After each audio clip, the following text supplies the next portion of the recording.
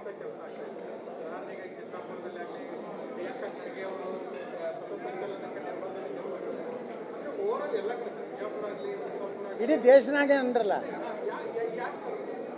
Sir. ಏನಾಗ್ಯದ, ಈ ಎಲ್ಲ ಭ್ರಷ್ಟ ರಾಜಕಾರಣಿಗಳು ಅದಾರಲ್ಲ, ಇವರು ಧರ್ಮ ಹೊಡೆದ್ರೆ ಓಟ್ ಬರ್ತಾವತ್ ಮಾಡ್ಲಕತ್ತಾರ. ಇವತ್ತು ನೋಡ್ರಿ, ಕ್ರಿಶ್ಚಿಯನ್ ಲಿಂಗಾಯತರು ಎಲ್ಲರೂ ಅದಾರನ್ರಿ ಜಗತ್ನಾಗ? ಕುರುಬ ಕ್ರಿಶ್ಚಿಯನ್ ಎಲ್ಲರೂ ಅದಾರ? ಒಕ್ಕಲಿಗ ಕ್ರಿಶ್ಚಿಯನ್ರು ಎಲ್ಲರೂ ಅದಾರ? ಅಂದ್ರೆ ಇವು ಯಾರು ಸೃಷ್ಟಿ ಮಾಡಿದವ್ರು?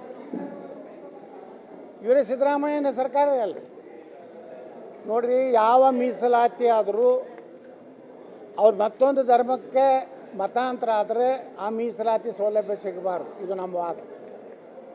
ಇವತ್ತು ಮೀಸಲಾತಿಯನ್ನು ಯಾವ್ಯಾವ ಸಮುದಾಯಕ್ಕೆ ಸಿಕ್ಕಿದೆ ಅಲ್ಲ, ಅದೇ ಒರಿಜಿನಲ್ ಆ ಒಂದು ಸಮುದಾಯದಲ್ಲಿದ್ದರೆ ಮಾತ್ರ ಸಿಗಬೇಕು.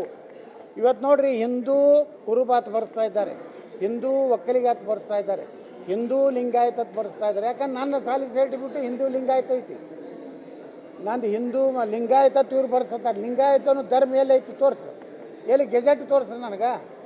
ಇರುವೇ ಭಾರತ ಸಂವಿಧಾನದಲ್ಲಿ 6 ಧರ್ಮಗಳು. ನೀವು ಅದನ್ನು ಬರೀಲಿಲ್ಲ ಅಂದ್ರೆ ನಿಮ್ಗೆ ಕ್ಯಾಟಗರಿ ಸಿಗೋದಿಲ್ಲ. ನಾಳೆ ಎಲ್ಲರೂ ಇಡೀ ನೋಡ್ರಿ, ಹಿಂದೂ ದಲಿತರ ತಳೆ ಬರ್ಸ್ಲಾಕತ್ತಾರ ಅವರು ಸಹಿತ, ಯಾಕಂದ್ರೆ ಅವ್ರದ್ದು ಮೀಸಲಾತಿ ಹೋಗ್ತದೆ. ಅದಕ್ಕೆ ಇವತ್ತು ಸಿದ್ದರಾಮಯ್ಯನವರು, ಎಂ ಬಿ ಪಾಟೀಲರು, ಈ ಈಶ್ವರ್ ಖಂಡ್ರೆ ಕಾಂಪಿಟೇಷನ್ ಐತಿ. ಸಿದ್ದರಾಮಯ್ಯವರು ಎಲ್ಲರೂ ಸತೀಶ್ ಜಾರಕಿಹೊಳಿ ಮುಖ್ಯಮಂತ್ರಿ ಅಂದಿಗಿಂದ ಅಂತೇಳಿ ಎಂ ಬಿ ಪಾಟೀಲರು ಹಾರ ಹಾಕಿ ಶ್ರೀ ಗುರು ಬಸವಲಿಂಗ ನಮ್ಮ ಒಂದಿಟ್ಟು ಪೇಡ ಸ್ವಾಮಿಗಳು ತಂದು ಹಿಂಗೆ ಆಶೀರ್ವಾದ ಮಾಡೋದು. ಇದು ಆಶೀರ್ವಾದ ಸನಾತನ ಧರ್ಮದ್ದು. ಸನಾತನ ಧರ್ಮ ಬೇಡಪ್ಪ, ಆಶೀರ್ವಾದ ಹಿಂಗೆ ಮಾಡೋದು ಇದು ತಪ್ಪಾಗ್ತೈತೆ. ನೀವು ಇನ್ನು ಮ್ಯಾಗ ಆಶೀರ್ವಾದ ಹಿಂಗೆ ಮಾಡ್ತಾರೆ. ನಾನು ಕಾಂಗ್ರೆಸ್ದ ಏನು ಹೋಗ್ತಾರೇನ್ರಿ ನಾ? ಹಾಂ, ಇಲ್ಲ, ಅವ್ರವ್ರ ಕಾಂಪಿಟೇಷನ್ ನಡೆದೈತೆ ರೀ. ಕಾಂಪಿಟೇಷನ್ ನಡೀದೆಯಲ್ಲ. ನಾವೇನು ನೋಡ್ರಿ, ಸತೀಶ್ ಜಾರಕಿಹೊಳಿ ಆದರೂ ವಿರೋಧಿಲ್ಲ, ಎಂ ಬಿ ಪಾಟೀಲ್ ಆದರೂ ವಿರೋಧಿಲ್ಲ. ಯಾರು ಆಗಲ್ಲಕ್ಕ ಅವ್ರ ಪಾರ್ಟಿಯಾಗ ಹೆಂಗಾದ್ರೂ 2028 ಅದು ಮಣ್ಣಾಗ ಹೋಗೋದದ. ಕೊನೆಗೆ ಯಾರ್ಯಾರು ಆಗೋರಿದ್ರೆ ಆಗಲಿ, ಇವ್ರು ಯಾರೂ ಆಗೋದಿಲ್ಲ. ನೀವು ನೋಡ್ತೀರಿ, ನೀವು ನೋಡ್ರಿ, ನವಂಬರ್ ಕ್ರಾಂತಿಯಲ್ಲಿ ಬ್ಲ್ಯಾಕ್ ಹಾರ್ಸ್ ಬರ್ತದೆ, ಅದು ಹೆಸರು ಹೇಳ್ತೀನಿ, ಅದು ಮಲ್ಲಿಕಾರ್ಜುನ್ ಖರ್ಗೆ ಅವರೇ ಮುಖ್ಯಮಂತ್ರಿ ಆಗ್ತಾರೆ. ಇವ್ರು ಯಾವೂ ಆಗೋದು.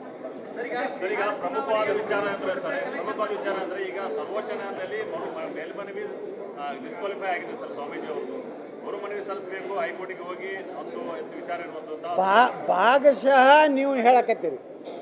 ಏನು ಹೇಳ್ಯಾರ ಸುಪ್ರೀಂ ಕೋರ್ಟು, ಇದರ ಇಂಟೆಲಿಜೆನ್ಸ್ ರಿಪೋರ್ಟ್ ತಗೋರಿ, ಇವ್ರೆಂತಿದ್ದ ಶಬ್ದ ಉಪಯೋಗ ಮಾಡಿದ್ರ ಬಗ್ಗೆ ಎಲ್ಲಾದರೂ ಆ ಒಂದು ರೈಟ್ಸ್ ಆಗ್ತಾವನು, ದಂಬೆ ಗಲ್ಲಿಬೆ ಆಗ್ತಾವನು ಅಂಥದ್ದನ್ನು ಇಂಟೆಲಿಜೆನ್ಸ್ ರಿಪೋರ್ಟ್ ತಗೋರಿ. ನಂಬರ್ 1. ನಂಬರ್ 2, ಈ ರೀತಿ ಯಾವ್ಯಾವ ಸ್ವಾಮಿಗಳು ಕೆಟ್ಟ ಶಬ್ದಗಳನ್ನು ಉಪಯೋಗ ಮಾಡ್ಯಾರ, ಅವ್ರ ಮ್ಯಾಗೂ ಕೇಸ್ ಲಾಜ್ ಮಾಡಿರತ್ತು ಹೇಳ್ಯಾರ ಅಂತೇಳಿ ನನಗೆ ಒಂದು ಮಾಹಿತಿ. ಅಂದರೆ ಇದರಿಂದ ನಿಜಗುಣಾನಂದ ಅವ ಯಾವ ಶಾನಿ ಹಳ್ಳಿ ಅಲ್ಲೊಬ್ಬ ಯಾವನೋ ಚಿತ್ತಾಪುರನಾಗ ಮಾತಾಡ್ಯಾನಲ್ರಿ, ಕೋರ್ಟ್ ವಿರುದ್ಧ ಮಾತಾಡ್ಯಾನ, ನ್ಯಾಯಾಂಗದ ಜಡ್ಜ್ಗಳ ಬಗ್ಗೆ ಮಾತಾಡ್ಯಾನ. ಇವೆಲ್ಲ ನ್ಯಾಯಾಂಗ ನಿಂದನೆಗಳ ಬಗ್ಗೆನೂ ತನಿಖೆ ಆಗಬೇಕಂತ ಸುಪ್ರೀಂ ಕೋರ್ಟ್ ಹೇಳಿದೆ. ಮತ್ತು ರಿವ್ಯೂ ಮಾಡಲಿಕ್ಕೆ ಮತ್ತು ಹೈಕೋರ್ಟಿಗೆ ಅಧಿಕಾರ ಕೊಟ್ಟಾರೆ. ನಾವು ಯಾವ ರೀತಿ ವಾದವನ್ನು ಮಂಡಿಸಲು ಎಲ್ಲೆಲ್ಲಿ ನಾವು ಫೇಲ್ ಆಗಿವಲ್ಲ ಆ ಪಾಯಿಂಟ್ಸ್ಗಳನ್ನು ತೊಗೊಂಡು ಮತ್ತೆ ನಾವು ಕೋರ್ಟ್ನಲ್ಲಿ ಹೋಗ್ತೀವಿ. ನಾವು ಪ್ರಯತ್ನ ಮಾಡಕತ್ತೀವಿ. ವಿಜಯಪುರದಲ್ಲಿ ನಮ್ಮ ಕನೇರಿ ಮಠ ಶ್ರೀಗಳನ್ನ ಕರ್ಕೊಂಡು ಬಂದೇ ಈ ಸಮಾವೇಶ ಮಾಡಬೇಕಂತ ಪ್ರಯತ್ನ ಮಾಡ್ತಾಯಿದ್ವಿ. ಅಷ್ಟರೊಳಗೆ ಆಗಲಿಲ್ಲ ಅಂದರೆ ನಾವು ದೊಡ್ಡ ಸಮಾವೇಶ ಮಾಡ್ತೀವಿ. ಎಂ ಬಿ ಪಾಟೀಲರು ಸಮಾವೇಶಕ್ಕೆ ತಯಾರಾಗಲಿ. ಕಾನೂನು ಸುವ್ಯವಸ್ಥೆಯನ್ನು ಮುಂದಿಟ್ಕೊಂಡು ಕಣ್ಣೇರಿ ಶ್ರೀಗಳಿಗೆ ನಿರ್ಬಂಧ ಹೇರಿದ್ದೀನಿ ಅಂತ ಹೇಳ್ತಾ ಇದ್ದಾರೆ. ಒಂದು ವೇಳೆ ನೀವೀಗ ಏನು ಬಬಲೇಶ್ವರದಲ್ಲಿ ಏನು ಸಮಾವೇಶ ಮಾಡ್ತಾ ಇದ್ದೀರಿ, ಇದನ್ನು ಕಾನೂನು ಸುವ್ಯವಸ್ಥೆಯನ್ನು ಮುಂದಿಟ್ಕೊಂಡು ನೀವು ಅನುಮತಿ ಕೊಡಂಗಿಲ್ಲ ಅಂದರೆ ನಿಮ್ಮ ನಡೆ ಏನಿರುತ್ತೆ ಅಂತ ನೋಡ್ರಿ. ಆ ಮುಂದಿನ ಊಹಾ ಪ್ರಶ್ನೆಗಳಿಗೆ ನಾನು ಉತ್ತರ ಕೊಡೋದಿಲ್ಲ. ಒಂದು ವೇಳೆ ಯತ್ನಾಳ್ರೆ ನೀವು ಮುಖ್ಯಮಂತ್ರಿ ಆಗದೇ ಇದ್ದರೆ ಆತ್ಮಹತ್ಯೆ ಮಾಡಿಕೊಳ್ತೀರಾ ಅಂತಂದ್ರೆ ಏನು? ರಾಜಕೀಯವಾಗಿ ಮೊನ್ನೆ ಸಿಎಂ ಹೈಕಮಾಂಡ್ ಮನಸ್ಸು ಮಾಡಿದ್ರೆ ನಾ ಇನ್ನೂ 2.5 ವರ್ಷ ಸಿಎಂ ಆಗಿ ಮುಂದುವರಿತೀನಿ ಅಂತಾರೆ. ಇಷ್ಟು ದಿನ 5 ವರ್ಷ ನಾನೇ ಸಿಎಂ ಅಂತಿತ್ತು, ಈಗ ಮತ್ತೆ ದಾಟಿ ಚೇಂಜ್ ಆಗಿದೆ. ನಾ ಹೇಳದಲ್ರಿ, ಮಲ್ಲಿಕಾರ್ಜುನ್ ಖರ್ಗೆ ಅವ್ರ ಪಾಪ ನನ್ನ ಜೀವನದಾಗ ಒಂದು ದಿವಸ ಮುಖ್ಯಮಂತ್ರಿ ಆಗ್ಬೇಕಂತ ಕೂತ್ಬಿಟ್ಟಾರೆ. ಅವರೇ ಆಗ್ತಾರೆ, ನೀವು ನೋಡ್ತೀರಿ. ಡಿ ಕೆ ಶಿವಕುಮಾರನ ಬೇಡ, ಸತೀಶ್ ಜಾರಕಿಹೊಳಿ ಬೇಡ, ಖರ್ಗೆ ಅವ್ರು ಮಾಡೋದು ಲೆಕ್ಕಕ್ಕೆ ಬರ್ತದೆ, ಖರ್ಗೆ ಅವ್ರು ಆಗ್ತಾರೆ. ಮತ್ತು ಪಕ್ಕದಲ್ಲೇ ಮತ್ತು ಅವ್ರಿಗೆ ಏನು ಹೈಕಮಾಂಡ್ ಅದು ಹೇಳಿದ್ದಕ್ಕೆ ಬದ್ಧ ಗಿದ್ದ ಯಾಕೆ ಹೇಳಕತ್ತಾರಂದ್ರೆ, ಅದಕ್ಕೆ ನಮ್ಮ ಸಿದ್ದರಾಮಯ್ಯ ಸನ್ಮಾನ್ಯ ಮುಖ್ಯಮಂತ್ರಿ ತಮ್ಮ ಜ್ಯೇಷ್ಠ ಸುಪುತ್ರನ ಮೂಲಕ ಒಂದು ಧಮಕಿ ಕೊಟ್ಟರು. ಏನಂದ್ರೆ ಸತೀಶ್ ಜಾರಕಿಹೊಳಿಯವ್ರಿಗೆ ಎಲ್ಲ ಅರ್ಹತೆ ಇದೆ, ಅಂದರೆ ನೀವು ಏನಾದ್ರು ಡಿ ಕೆ ಶಿವಕುಮಾರ್ ಮಾಡ್ತಿದ್ರೆ ನಾ ಸತೀಶ್ ಜಾರಕಿಹೊಳಿ ತೊಗೊಂಡು ಒಂದು 70-80 ಮಂದಿ ಹೊರಗೆ ಬರ್ತೀವಿ ಅನ್ನೋಂಥ ಸಂಕೇತ ಸಿದ್ದರಾಮಯ್ಯನವ್ರಿಗೆ ಹೈಕಮಾಂಡ್ ಕೊಡುವಂಥ ಪ್ರಯತ್ನ ಮಾಡ್ಯಾರ.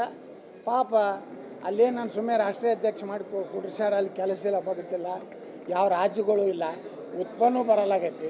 ಅದಕ್ಕೆ ಮುಖ್ಯಮಂತ್ರಿ ಆಗ್ಬೇಕಂತ ಖರ್ಗೆ ಸಾಹೇಬ್ರತಾರೆ. ನಿರ್ಭೀತ, ನಿಷ್ಪಕ್ಷಪಾತ, ವಿಶ್ವಾಸಾರ್ಹ ಸುದ್ದಿಗಳಿಗೆ ಮತ್ತೊಂದು ಹೆಸರಾಗಿರುವ ನ್ಯೂಸ್ 18 ಕನ್ನಡ ಈಗ ಆಪ್ನಲ್ಲೂ ಲಭ್ಯವಿದೆ. ದಯವಿಟ್ಟು ಇಲ್ಲಿರುವ QR ಕೋಡ್ ಸ್ಕ್ಯಾನ್ ಮಾಡಿಕೊಂಡು ಆಪ್ ಡೌನ್ಲೋಡ್ ಮಾಡೋದಕ್ಕೆ ಮರಿಬೇಡಿ. ನಿಮ್ಮ ಬೆಂಬಲ ಹೀಗೆ ಸದಾ ನಮ್ಮೊಂದಿಗಿರಲಿ. ಧನ್ಯವಾದ.